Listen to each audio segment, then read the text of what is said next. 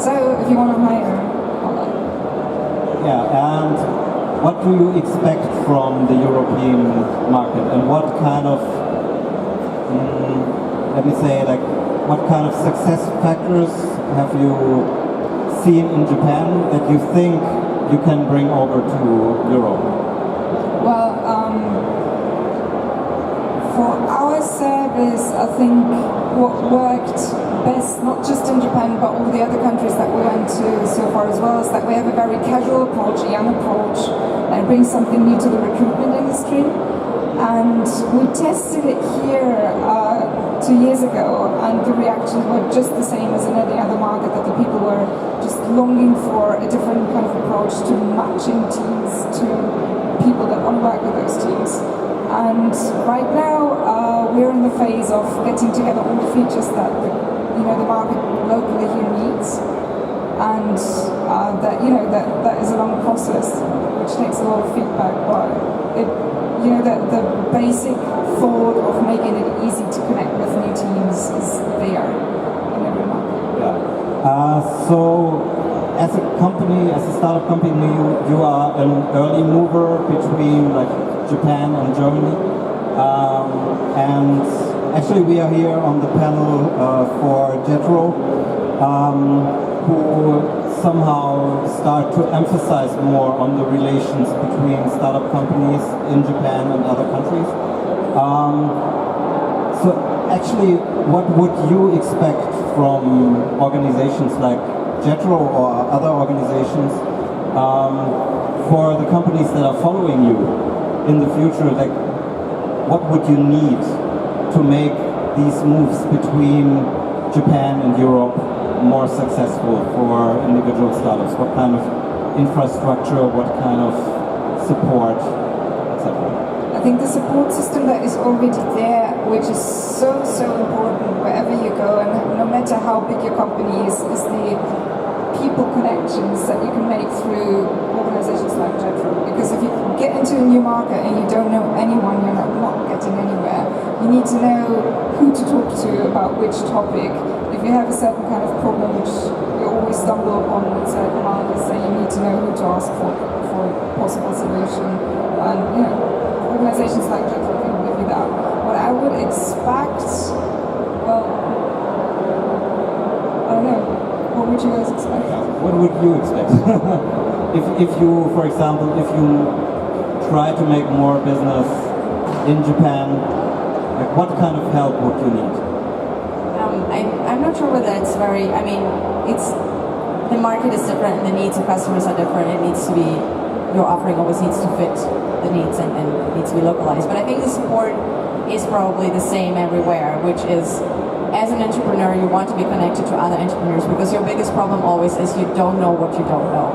So when you land in a new market, you always need to find out as soon as possible, what do you not know about this? And there is usually like a bunch of stuff. So I think I totally agree. I think connecting to the relevant people in your industry, whoever that may be, whoever stakeholder group that may be, that's, I think, finding out who that is and who is playing a role and why are they playing a role and what are the offerings. So that's one important thing. But I also think in order for this to be successful, you also need to provide value. So I think partnerships that have been successful for us in the future, moving into the US market. So we are a very US focused company in a way.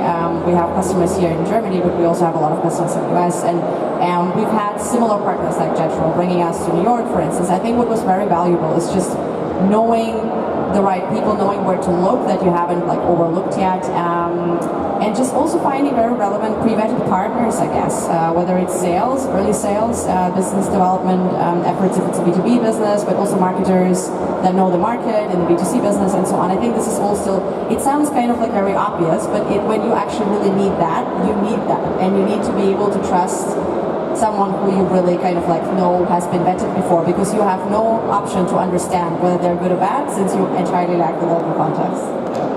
All right. Again.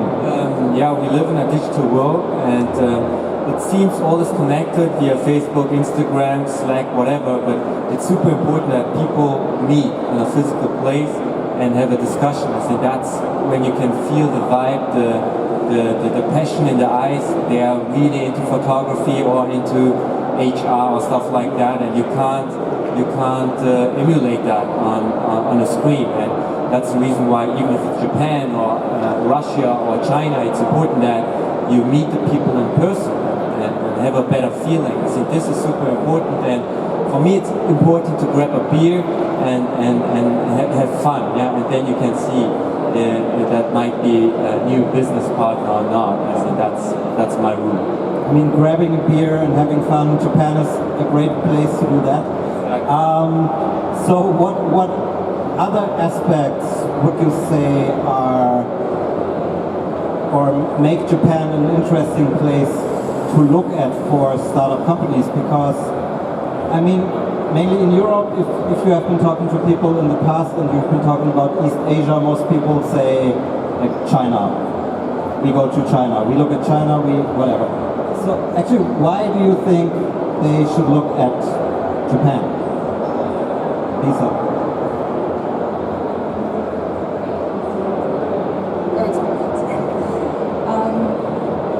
Well, several reasons. On the positive side, Japan is a market where especially Germany has a very positive image. So if you go there and you say we are from Germany, they automatically for some reason think that it's high quality, that it's good service, that it's going to deliver. We have a super positive image in Japan.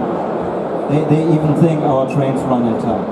Yes, and of course I think that it's a huge gap between let's go to Japan or let's go to China. Not just in terms of what the market looks like, but also in terms of the resources that you'd have to spend on. Japan is, in that sense, easier to tackle because a lot of the market concentrates in the bigger metropolitan areas, for example, so you don't have to spread out to, many different cities or many different prefectures. Something else? Lots. Yeah. I was wondering, it's more a question, I guess, to everyone. So, obviously, I mean, being in HR business, and maybe that's also something relevant for you guys to think of, definitely. And China is always a very impressive market, right? And I don't think you can be in the people business. And in our case, it's also data business, and we all know also in China there is barely no regulation about data security or anything like that. It's like there's video recognition on the streets. So we definitely think about which Asian markets could be potentially interesting for us to go and try out before we can have China, because China is China, it's very regulated, and having spent some time there, I still do understand like it's quite a high wall to climb.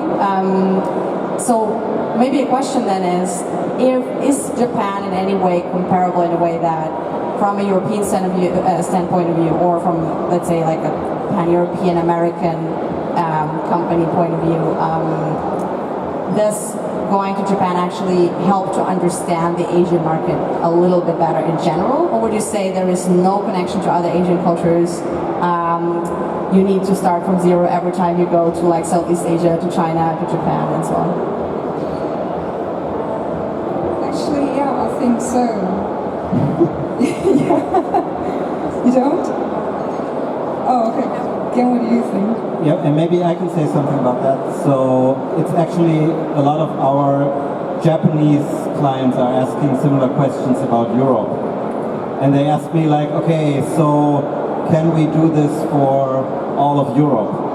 And I tell them that actually I think France might be pretty different to Germany, or Russia might be very different to Spain. So I mean, it depends on like where you go in Europe, etc., etc. And of course there are similarities in the cultures. There are like joint histories in the cultures. But at the same time, my experience is that Japan is an island, and Japan is very different to other Asian countries. And I think the closer you get to it, and the more closely you observe it, the more you see that it's very different. And it's the same in Germany. If you look closer at it, you see that the Bavarians are actually very different to the Berliners in a way. And of course they share stuff, but there's, the more you get into detail, the more complicated it becomes. And I think you wanted to add something?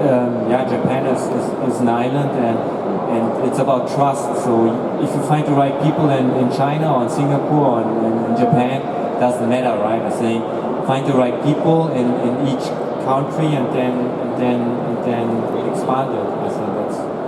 At the same time, I think for your business, at the moment in Japan, there's a lot of discussion going on about it's becoming more and more difficult for companies to find local people that are fitting like what they want to do. A lot of companies are discussing to get more diverse teams, to get more international people, especially in the startups.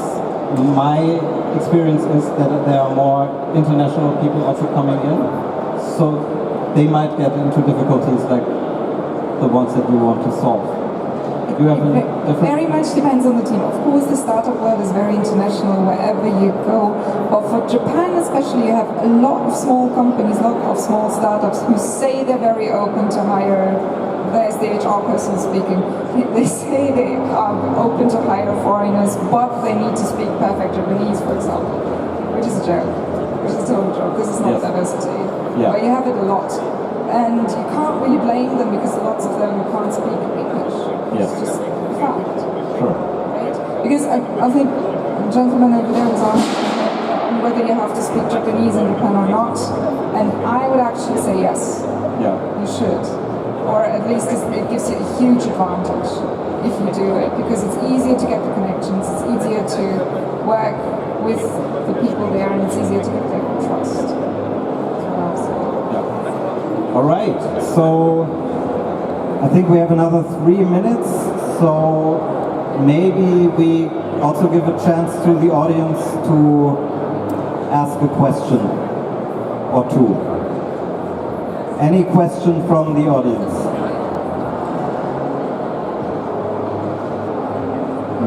No question from the audience?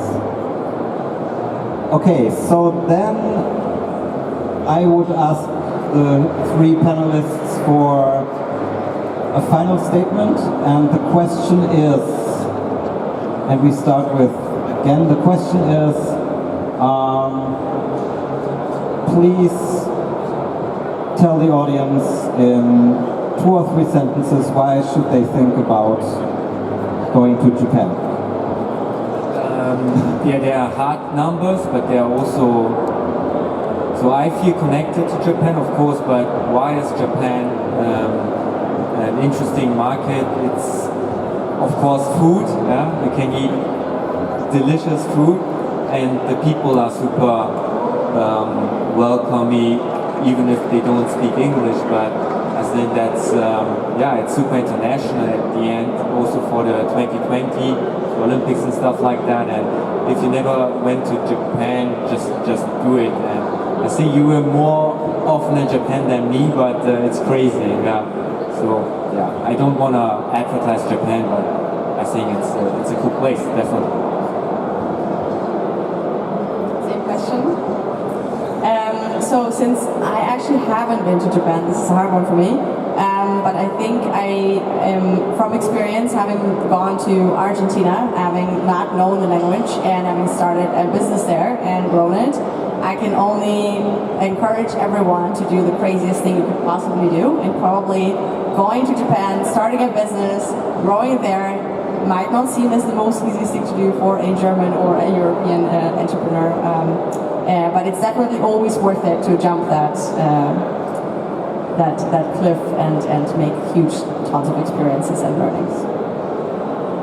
Right, why Japan? Because the food is amazing, the people are very nice, and as a market, I think out of Asia, it's probably the most forgiving market for European or for Western startups. If you think about, Asia is so different from Europe, or Asia is so different from the Western world, then Japan is still the country that's closest to us, if you want. If you want to dive into the market and adjust your product to it. And, oh good God, what was that? And the users are very forgiving for errors as well, because if you publicly apologize very sincerely and with tears, then they forgive you. That's right. Yeah. All right, so thank you very much, and I think we are in time. So thank you for listening, and have a nice afternoon.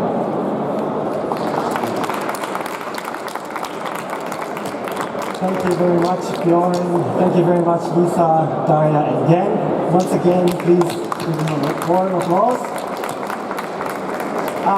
There were a lot of terrific learnings also for me personally in designing and drafting and planning this global hub project together with JETRO, because we need to understand the needs that these startups actually have in either coming to Germany or going from Germany to Japan. So I would like now to encourage you to gather at the coffee space there. If you are interested, the founders, again, Lisa, Daria, Bjorn, and also Iko are still going to be here. If you would like to exchange contacts or have any questions, please go to the cafe area and let us continue the conversation. Thank you very much for coming today.